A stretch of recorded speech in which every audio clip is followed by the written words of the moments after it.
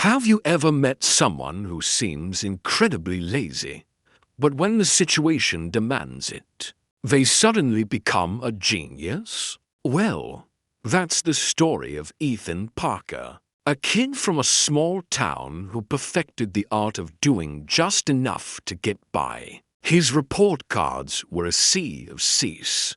His room was a disaster zone, and his favorite activity was napping. To his parents and teachers, Ethan was a classic underachiever, a boy full of potential who just couldn't be bothered. But what they didn't know was that Ethan wasn't lazy, he was efficient. He saw the world as a series of problems to be solved with the least amount of effort. Why spend hours studying for a test when you can figure out the teacher's pattern and pass in 30 minutes? Why clean your room when you can create a clever system of piles that works just for you? Ethan's mind was a labyrinth of shortcuts and life hacks, a secret world no one else could see. His family ran a small, beloved bakery, Parker's Pastries, famous for his grandmother's secret croissant recipe.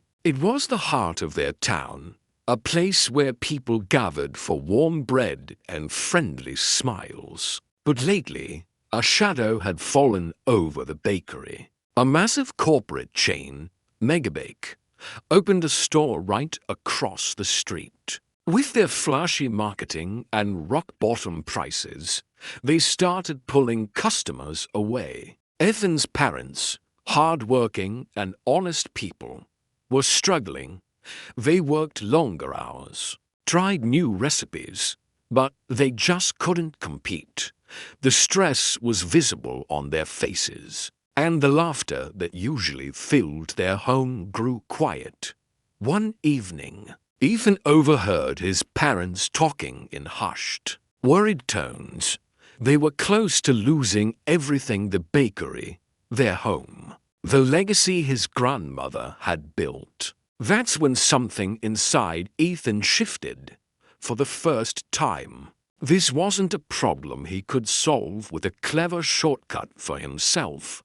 This was about his family. The comfortable, lazy world he had built for himself was about to crumble, and he knew he had to do something. The very next day, the town announced its annual Golden Whisk baking competition. The grand prize was a huge cash award and a feature in a national food magazine, enough to save the bakery and then some.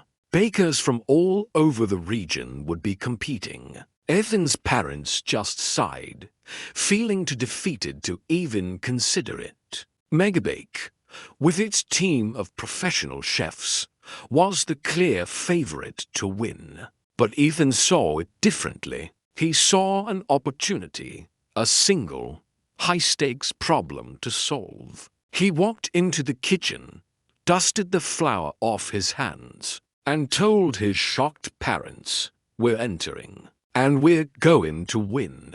They looked at their lazy son, the boy who considered making his bed a major accomplishment, and they didn't know whether to laugh or cry. But they saw a spark in his eyes they hadn't seen before, a flicker of determination that gave them a tiny sliver of hope. Ethan dove into the challenge with a surprising intensity. But he didn't do it like a normal baker. He approached it like an engineer. He spent days not in the kitchen, but in the library and on his computer. He analyzed the judges' past preferences, creating a detailed profile of their tastes. One judge loved classic flavors. Another was a fan of exotic spices. He studied the chemical reactions of baking, the science behind why dough rises, and how sugar caramelizes. He wasn't just following a recipe.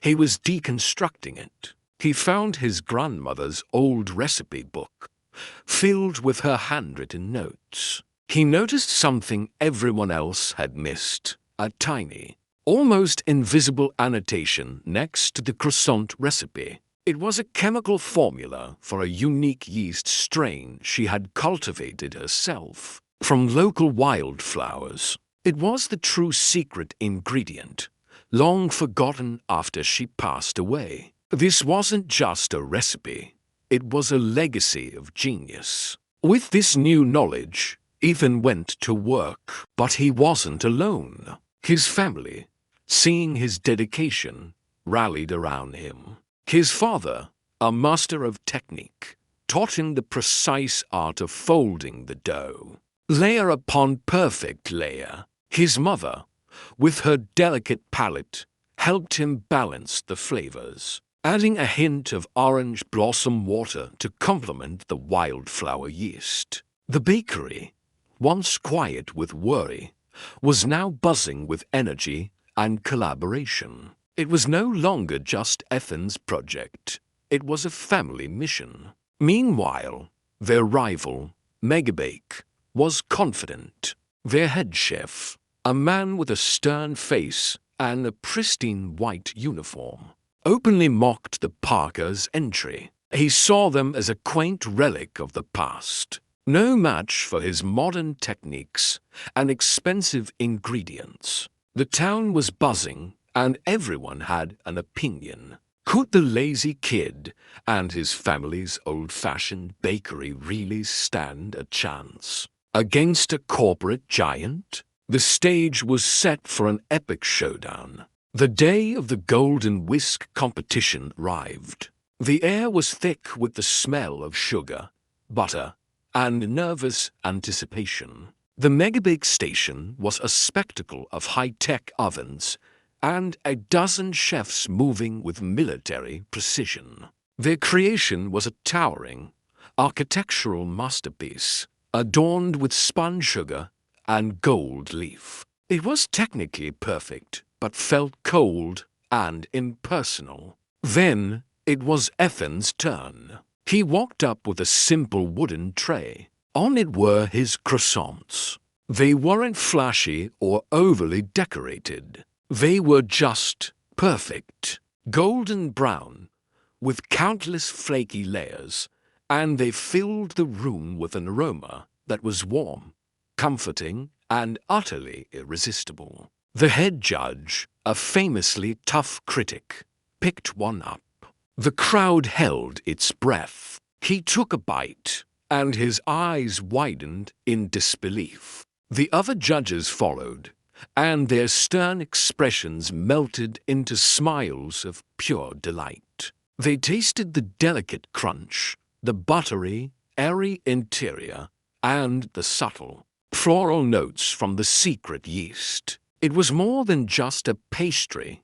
It was a taste of home, a bite of history. When the final verdict was announced, the room erupted. The Parker family had won. Ethan, the lazy genius, had not only beaten the corporate giant, but had also rediscovered his family's legacy. The prize money saved the bakery, and the magazine feature brought in customers from all over the country. But the real victory wasn't the money or the fame. It was seeing the pride in his parents' eyes and hearing the laughter return to their home. Ethan went back to being his usual self, still looking for the easiest way to do things.